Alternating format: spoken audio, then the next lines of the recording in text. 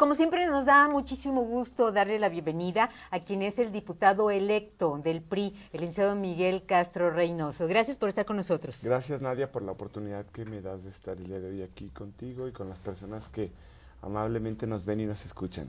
Ya diputado electo, ya con su constancia para esta 60 legislatura del Congreso del Estado. Y sobre todo ocupado y preocupado también por los temas que tienen que ver con la próxima legislatura. Sin duda, me parece que hay retos importantes que se tienen que atender.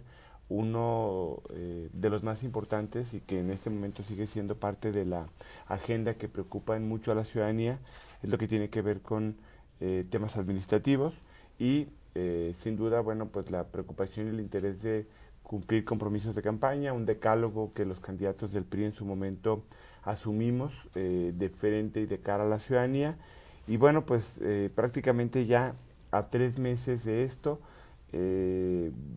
preparándonos para poder abordar este compromiso, este importante reto y sin duda también ocupados en la creación de una agenda legislativa que nos permita a nosotros con claridad decirle a los ciudadanos qué es lo que nosotros traemos en compromiso y por supuesto el interés y la preocupación de asumir la preocupación de los ciudadanos con interés. Hoy en día me parece que el espacio en donde se refleja más la molestia hacia la clase política de parte de los ciudadanos, sin duda es el tema del Congreso. Bien. ¿Será el futuro coordinador? Bueno, esa es una responsabilidad que no está en mis manos determinar. Sin duda será un asunto que en el partido se habrá de revisar, se habrá de analizar. Me parece que en el tema de la coordinación vale la pena puntualizar que la preocupación que existe de parte de muchos de los diputados y que ha sido un asunto permanente es el tema de un coordinador que pueda tener claridad de la paridad, de que no hay diputados que tengan o que no debe haber diputados que tengan mayores beneficios que otros, debe ser un asunto de pares, primero. Segundo, la transparencia en el manejo de la información y tercero, la rendición de cuentas, ¿no? Creo que la arquitectura institucional del Congreso debe sufrir cambios importantes, la desaparición de la Junta de Coordinación Política, el desaparecer las partidas discrecionales en el Congreso, son dos temas muy importantes que a mi juicio personal tienen que desaparecer totalmente y que sin duda esto influye en la posición que los coordinadores de las diferentes fracciones puedan tener. Pero bueno, pues esa es una decisión que ahí está y que es del partido. Van a recibir un Congreso en bancarrota, con muchas deudas. ¿Qué van a hacer ustedes para afrontarlas? Lo primero, creo que tenemos que tener en claro que el Congreso tiene que cambiar su tamaño, su condición. Debe ser un Congreso mucho más delgado. El gasto corriente tiene que tender hacia la baja. Evidentemente hay una serie de compromisos contraídos en este momento que seguramente se les tendrá que hacer frente a muchos de ellos. Entiendo que hay una deuda muy alta que tiene que ver con adeudos a pensiones del Estado, al Seguro Social, adeudos a Hacienda, entre muchos otros más, pero también se necesita que la realidad del Congreso se ajuste a los presupuestos que se autorizan año con año. Hoy, en este momento, la legislatura actual ha venido caminando con un desfase en términos de lo que se aprobó como presupuesto y de el historial o la carga histórica financiera que el propio Congreso tiene. Creo que la primera de las tareas tiene que ser es primero afrontar los compromisos y atenderlos. ¿De Segundo, cuánto estamos hablando? ¿Qué cantidades? mira, se habla de alrededor de unos 250 a 300 millones de pesos, pero bueno, pues esta información tendrá que irse depurando con el paso de los días en un proceso de entrega-recepción y en donde con claridad podamos saber de qué tamaño es el problema que el Congreso tiene. ¿Incluye la deuda de la consultoría, del bufet jurídico? Bueno, ese es un tema aparte que se tiene que revisar y que ahí está en la agenda. Yo lo que interpreto es, por las declaraciones que hemos visto en los medios de comunicación, se habla de un adeudo total del orden de los 250 a 300 millones de pesos. Me parece que sí tenemos que tener números muy claros con respecto a este tema, porque creo que la solución de la parte administrativa tiene que darse pronto, tiene que darse en los primeros meses de la próxima legislatura, porque el Congreso se debe centrar en tres cosas. Se debe centrar en el debate político, que las cosas importantes de la política o de la cosa pública se debatan en el Congreso de manera permanente. Se tiene que trabajar en un diseño de agenda, de desarrollo legislativo, tal como se hace con el gobierno del Estado, como se hace con los municipios, cuando presentan su plan de desarrollo. Creo que el Congreso tiene que plantear un plan de desarrollo legislativo de cara a lo que en el gobierno del Estado se requerirá.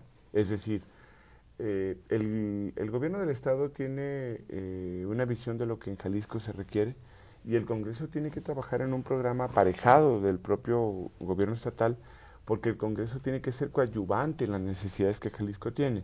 Se tiene que trabajar también en una agenda política, en donde la inclusión, el diálogo con las diferentes fracciones, con los diferentes partidos debe ser el común denominador. Más que hablar de bloques de partidos políticos, tenemos que hablar de necesidades que la sociedad hoy requiere se atiendan. Y en esa agenda política tenemos que hablar de las reformas en materia de relación política entre los partidos, pero también tenemos que hablar de lo que a la gente le preocupa en el día a día, lo que tiene que ver con un seguro para el desempleo, el tema del transporte público gratuito para los estudiantes, temas que tienen que ver con la seguridad pública, cuestiones que tienen que ver con la forma en cómo puedas dinamizar la economía en Jalisco. ¿Cuántas empresas importantes que han tenido la intención de llegar a Jalisco se han ido a Guanajuato o a Aguascalientes o a Querétaro? Simple y sencillamente porque las condiciones de infraestructura económicas en Jalisco no fueron las idóneas. Entonces, creo que se tiene que resolver el tema administrativo pronto para irnos al tema del debate político, de una agenda de productividad en materia legislativa, pero también tenemos que enfocarnos en el tema de la fiscalización como un tema importante que hoy en día debe de vigilar no solamente a entidades como el gobierno del Estado o los municipios, sino que también tiene que ponerse al Congreso un mecanismo, un candado que ya no permita que los diputados podamos tomar decisiones discrecionales y que el día de mañana no haya un ejercicio pleno de autonomía en la revisión de las cuentas del gasto que el propio Congreso tiene. El Congreso del Estado está muy vasto en cuanto a servidores públicos. ¿Ustedes van a despedir personas? Bueno, yo creo que el Congreso no debe ser un espacio para el pago de favores de campañas o para el pago de favores políticos. El Congreso tiene que llegar a niveles racionales de manejo administrativo y de manejo financiero. ¿Cuál sería la forma racional de los empleados? ¿Cuántos? Yo te doy un ejemplo. Hace 20 años, cuando el Congreso estaba en manos del PRI, había un presupuesto que andaba en el orden de los 29 millones de pesos. De ese tamaño, creo que es el reto que se tiene que atender. El número de personas que laboraban en el Congreso era con mucho menor de lo que en este momento se tiene. Sí creo que tenemos que reducir a niveles importantes el manejo administrativo del Congreso. Hoy una fracción parlamentaria, una sola fracción parlamentaria, tiene más asesores que las que puede tener el gobierno del Estado en Secretaría General de Gobierno. Este es un tema impensable. Un diputado tiene que tener el mínimo necesario para que con decoro pueda hacer su función legislativa. ¿Cuánto es este mínimo necesario? Yo creo que tenemos que pensar en reducir el gasto corriente del Congreso en una cantidad importante. Si hoy se habla de 800 millones de pesos como una cantidad estratosférica, yo creo que tenemos que bajarlo a niveles de menos del 50%. Sin duda, es una labor titánica la que se debe de enfrentar, pero creo que a grandes males, soluciones de fondo, de profundidad, y creo que tenemos que tomar estas decisiones pensando en el bienestar de los jaliscienses. Ujú. ¿Cómo quedó conformado el Congreso? ¿Cuántas diputaciones tiene cada partido? Este tema todavía sigue caminando un procedimiento jurídico legal.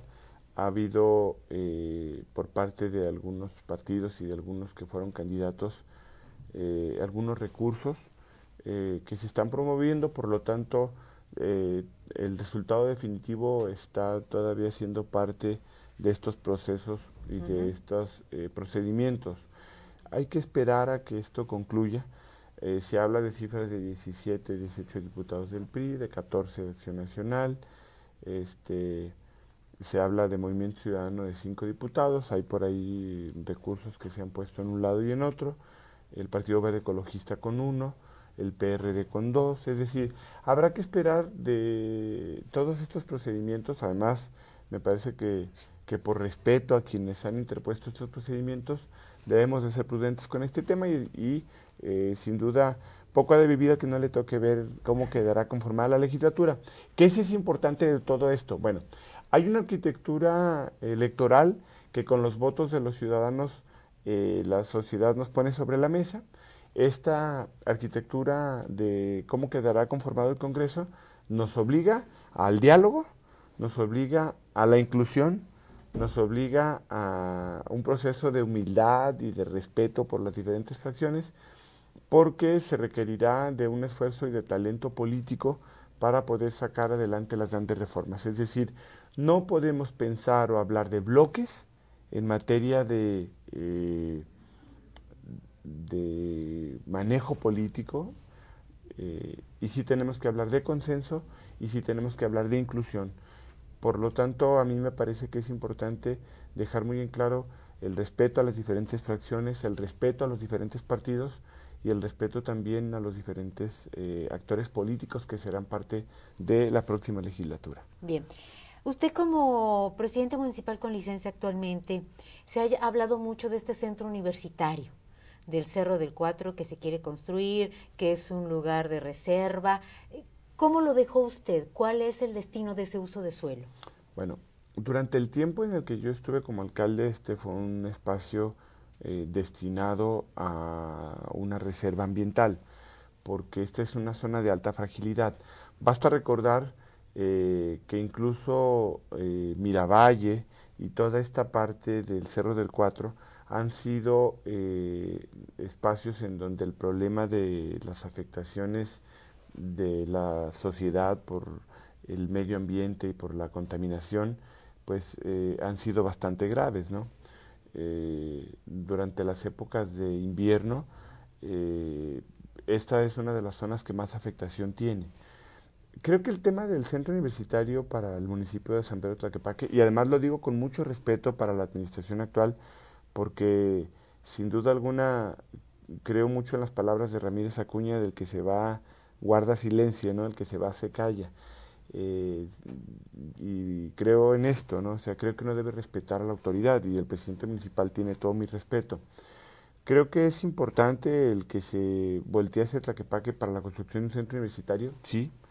Me parece que es importante el que haya espacios de educación para los habitantes de San Pedro Tlaquepaque.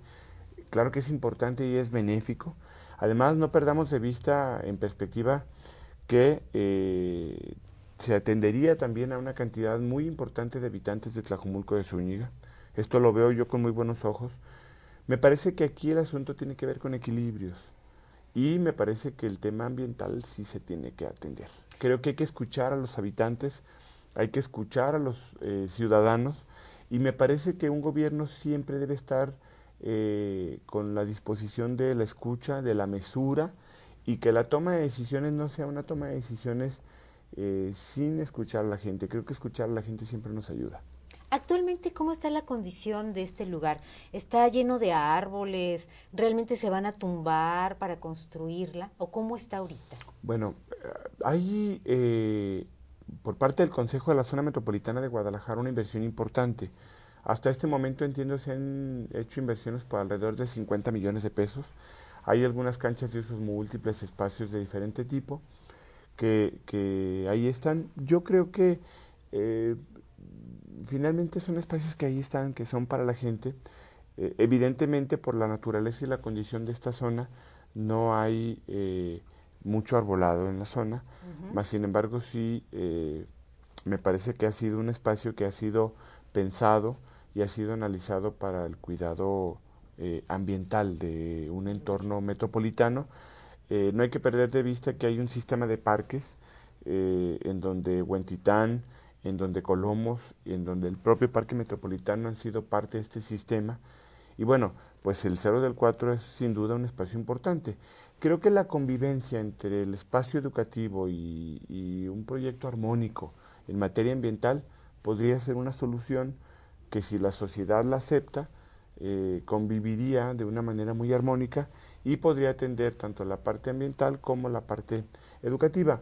Hay en muchos países del mundo espacios que conviven con mucha armonía entre el cuidado ambiental y la parte del desarrollo que sin duda es necesario y que en materia educativa sin duda es también muy importante. Un gran beneficio para los muchachos de Tlaquepaque. Yo creo que un proyecto en materia de educación de esta naturaleza siempre será benéfico y la comunidad siempre lo va a agradecer. Bien, le agradecemos muchísimo, licenciado, por haber estado con nosotros Al aquí en su contrario, casa, muchas en el gracias, periódico El Nadia. Gratuito. No, muchísimas gracias a ti, muchas gracias al Gratuito y reitero mi compromiso de que la próxima legislatura requiere de cambios de gran calado, de gran profundidad. Hoy la gente está cansada del manejo de dispendio en el tema administrativo y este es un tema en el que tenemos que ponerle punto final. Bien, para en exclusiva el periódico El Gratuito.